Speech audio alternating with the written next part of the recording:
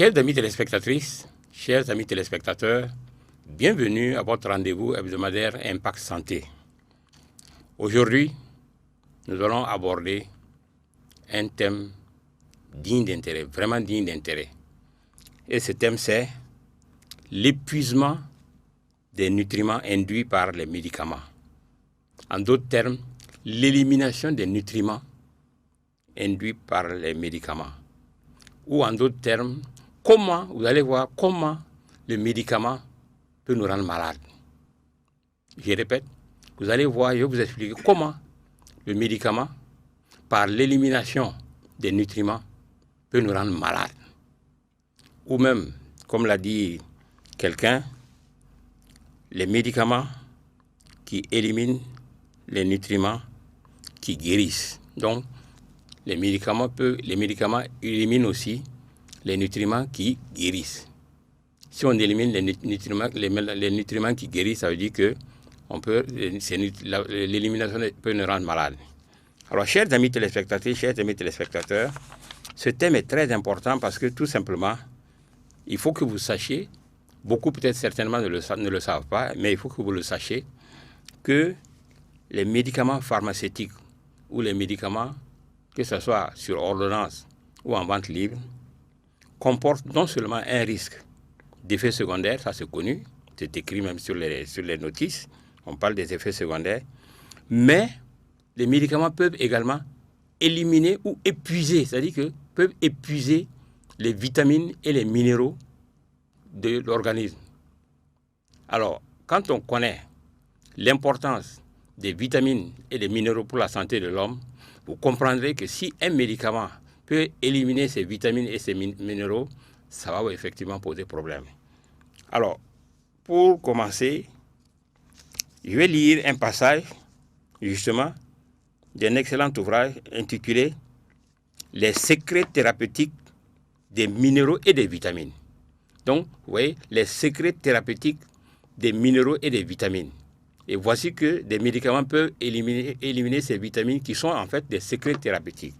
Je vais vous lire un passage qui est très important et qui va nous permettre de comprendre qu'il faut faire attention et que quelque chose, prendre les médicaments c'est bien, mais il faut faire attention parce qu'il y a de ce qui peut en découler. Alors, je vous lis ce passage. Le corps humain est une machine très complexe dont le bon fonctionnement dépend de très nombreux apports. Parmi les apports, les vitamines et les minéraux et les vitamines constituent les besoins essentiels à toutes les parties de l'organisme, de la plus petite cellule au plus gros organe. Chaque partie du corps et chaque fonction de notre organisme contiennent ou doivent contenir un certain poids, même infime, un certain pourcentage de minéraux et de vitamines qui leur sont spécifiques et qui sont indispensables. Certains minéraux, certaines vitamines ont des fonctions polyvalentes, mais ce sont toutes ces substances-là qui permettent à notre corps de fonctionner, de réagir en cas d'agression, d'affection, de maladie microbienne ou virale. Être en bonne santé est le vœu de tous. Encore faut-il s'en donner les moyens. Il est donc important, pour ne pas dire vital, de donner à notre organisme de quoi fonctionner mieux. Les carences en ces minéraux et vitamines peuvent provoquer des maladies graves pouvant être fatales dans certaines conditions. Donc vous avez entendu, donc les vitamines et les minéraux sont indispensables leurs carences peuvent provoquer des maladies pouvant être fatales dans certaines conditions. Alors, chers amis téléspectateurs, alors s'agissant des vitamines, on estime qu'il y a une soixantaine de minéraux découverts dans le corps humain. Seuls 22 sont essentiels à son bon fonctionnement. S'agissant des vitamines, on dénomme 13 vitamines différentes, mais qui sont essentielles à son fonctionnement. Donc, vous voyez que les vitamines sont essentielles et même, comme je l'ai dit tantôt, leur carence peut provoquer des maladies graves, pouvant même être fatales. Alors donc, vous voyez que si on s'est rendu compte que les médicaments peuvent éliminer ces vitamines, ces minéraux, donc ça peut poser problème. Alors, chers amis téléspectateurs, j'avoue que ce titre m'a été inspiré par le livre d'un monsieur que j'ai eu la chance, avec qui j'ai eu la chance de m'entretenir, c'est le docteur Pelton, il a écrit un livre intitulé Drug Induced Nutrient Depletion Handbook.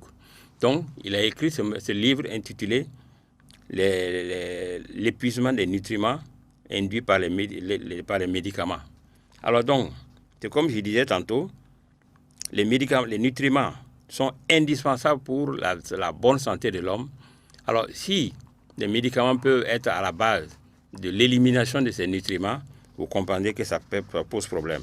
Alors, ce monsieur-là, Ross Pelton, et 3 autres pharmaciens qui ont avec une orientation holistique, nous ont donné, comme le dit cette introduction-là, un ouvrage de référence qui liste non seulement les effets secondaires communs et fréquents et liés à différents médicaments, mais aussi des nutriments que ces médicaments éliminent dans l'organisme. Donc, les médicaments peuvent éliminer ces vitamines et ces minéraux. Or, je viens de vous dire, les vitamines et les minéraux sont indispensables à la santé de l'homme. Alors, chers amis téléspectateurs, parlons maintenant de la problématique de l'épuisement des nutriments, ou en d'autres termes, la problématique de l'élimination. Alors, donc, ce que beaucoup ne savent pas, c'est que les médicaments peuvent éliminer des vitamines et des minéraux de notre corps. Je dis bien éliminer. Or, ces médicaments, ces vitamines et ces minéraux sont indispensables pour être en bonne santé, et même la plupart de nos maladies sont liées d'une manière ou d'une autre à des carences de certaines vitamines et certains minéraux. Donc vous comprendrez que si un médicament peut éliminer des vitamines et des minéraux qui sont indispensables pour la santé de l'homme, il y a lieu d'être bien informé et savoir à quoi s'en tenir lorsqu'on prend des médicaments, surtout au long cours. Parlons maintenant de l'importance vitale des vitamines et des minéraux pour la santé. Alors, je reviens sur ça parce qu'aujourd'hui, il est établi que les vitamines et les minéraux, ce sont des substances dont l'organisme a besoin en très petite quantité, mais qui jouent un rôle essentiel dans le fonctionnement de l'organisme. Et j'ai dit tantôt qu'on estime qu'il y a 22 minéraux essentiels et 13 vitamines principales. Mais ces 22 minéraux et ces 13 vitamines jouent un rôle clé dans le fonctionnement global de l'organisme. C'est comme, je dis souvent que l'organisme humain, c'est comme les vitamines, c'est comme chaque vitamine. Ce qu'il faut comprendre, c'est que chaque vitamine joue une partition spéciale, une partition spécifique dans le fonctionnement de l'organisme. En d'autres termes, ça veut dire quoi? Ça veut dire que la vitamine A joue un rôle qui ne peut pas être remplacé par la vitamine D. D ne peut pas remplacer E. E ne peut pas remplacer K. Donc, chaque vitamine, chaque minéral joue un rôle spécifique, une partition spécifique. Et c'est cette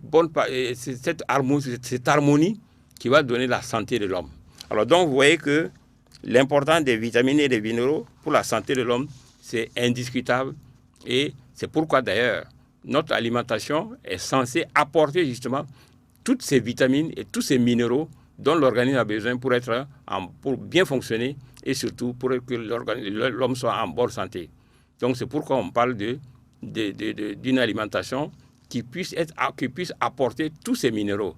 Mais maintenant, j'ouvre une fenêtre pour vous dire, alors si vous mangez, vous avez besoin de vitamines et minéraux, et qui doivent vous parvenir par l'alimentation, et que maintenant vous prenez des médicaments qui les éliminent, vous comprenez que ça va faire problème. Donc ça veut dire que c'est une problématique, c'est un concept qu'il faut bien comprendre et savoir maintenant quelle est la conduite à tenir. Alors, chers amis téléspectateurs, l'épuisement, il faut savoir que l'épuisement entraîne des carences qui sont la cause de maladies. Alors, comme je l'ai dit tantôt, la plupart de nos maladies, beaucoup de nos maladies viennent précisément des carences. Par exemple, je prends par exemple la carence en magnésium. Le magnésium, par exemple, joue 300 rôles dans le métabolisme, dans le métabolisme enzymatique de l'organisme. 300. Le zinc, par exemple, 200. Donc, vous comprenez que si vous avez une carence en magnésium, mais ça va entraîner un désordre parce qu'il y a 300 enzymes qui sont liées à la présence du magnésium. Alors donc, chers amis téléspectateurs, vous comprenez que l'épuisement et les carences sont à la base, sont la cause de nos maladies. Alors si l'épuisement ou les carences en vitamines et minéraux sont la cause de nos maladies, sont reconnus être la cause de nos maladies, alors vous comprendrez que si vous prenez un médicament qui va éliminer ces vitamines et ces minéraux dont la carence est la cause de la maladie, on pourrait même dire que quand la maladie qui t'amène chez le médecin peut être due au fait que c'est dû à l'élimination de certains médicaments que vous avez pris et les médicaments ont éliminé des vitamines qui vous ont créé un problème. Alors, chers amis téléspectateurs, alors, que faire? Alors, que faire? Il faut la supplémentation pour compenser. Alors, chers amis téléspectateurs, je vais vous donner des exemples. Que faire? La supplémentation, il n'y a que la supplémentation pour compenser l'épuisement. Alors, si vous savez que quand vous prenez par exemple tel médicament et que ce médicament-là élimine certaines vitamines, et que la carence de ces vitamines amène certains problèmes de santé, la seule chose, si vous savez que vous prenez, je vais vous donner des exemples tout à l'heure, si vous savez que vous prenez tel médicament qui élimine tel minéral, dont la carence peut amener tel problème, la seule chose à faire, c'est que quand vous prenez ces médicaments et vous connaissez les nutriments que ces médicaments vont éliminer, c'est de supplémenter, c'est d'apporter, de prendre ça en supplément pour avoir les effets bénéfiques du médicament sans, effectivement, les problèmes liés à l'élimination. Alors, je vais vous donner des exemples. Je vais vous donner des exemples parce que des exemples, il y en a. Alors, chers amis téléspectateurs, alors, je prends par exemple les antibiotiques. On prend les antibiotiques. Mais sachez que les antibiotiques vont éliminer les complexes B. Or, l'élimination des complexes B vont amener un certain nombre de problèmes dans l'organisme parce que les complexes B sont indispensables pour la digestion parce que ces complexes B-là sont produits au niveau de l'intestin, donc qui participent à la digestion. Alors donc, ça veut dire que ça va amener des problèmes. Mais je vais vous donner un autre exemple. Je prends par exemple les médicaments pour faire baisser le cholestérol, qu'on appelle les statines. Je ne donne pas de nom de marque, mais c'est les médicaments pour faire baisser le cholestérol.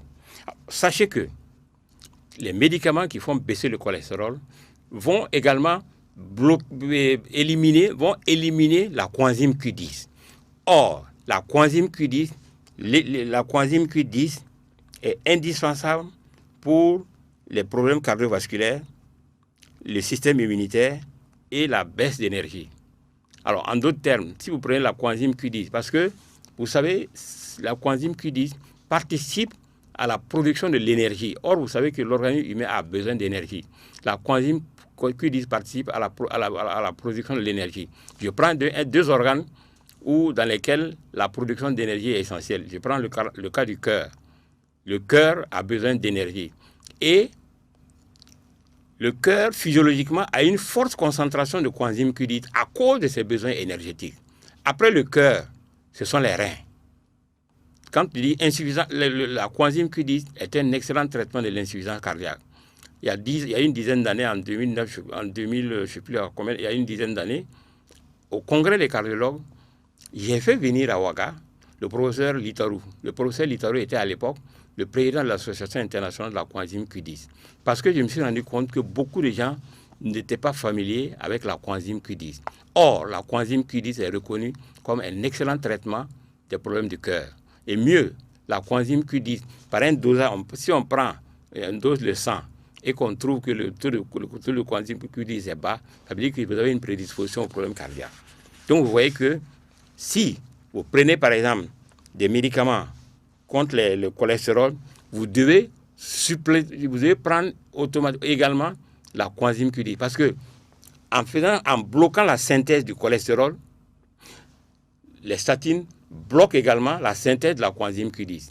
Donc vous réglez un problème, vous créez un autre qui est plus compliqué.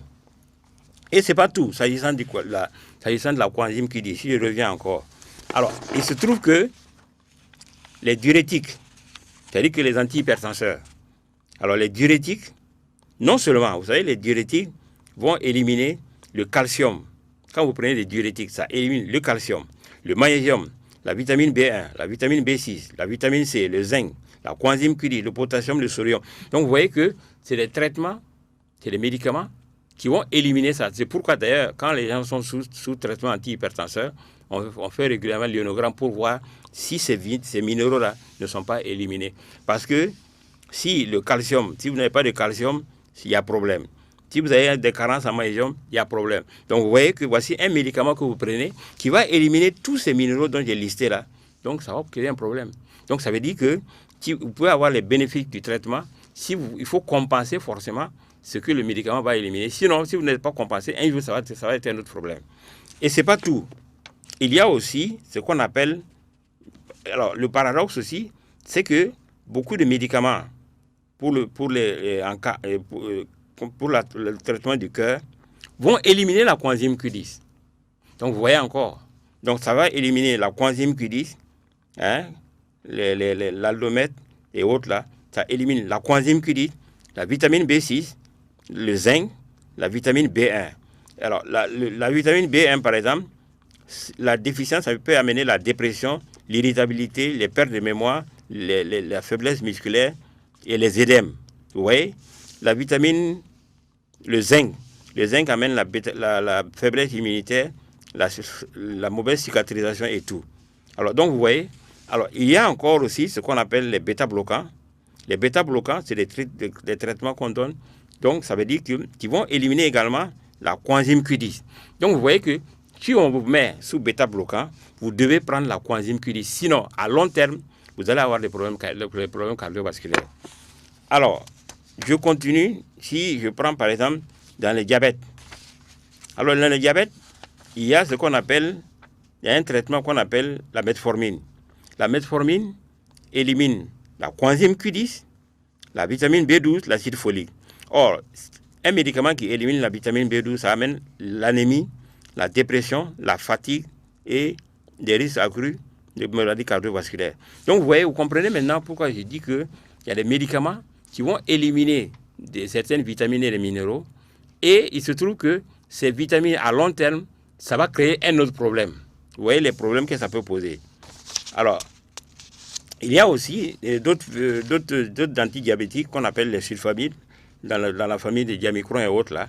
Alors, là aussi, ça va éliminer la coenzyme Q10, ce qui va amener. Donc, c'est pour dire que, en fait, ce que je suis en train de dire, en réalité, c'est des trucs qui ont été établis et le monsieur a écrit son livre là et il a expliqué tous ces mécanismes-là, à savoir que les médicaments peuvent éliminer. Il n'est pas dit que c'est forcément ça, parce que le stress, par exemple, peut être à la base de certaines maladies. Mais beaucoup de maladies sont liées à l'élimination, à la suppression, à l'épuisement des nutriments dans le corps. Alors, si je continue, je prends par exemple chez les femmes. Alors, les hormones féminines.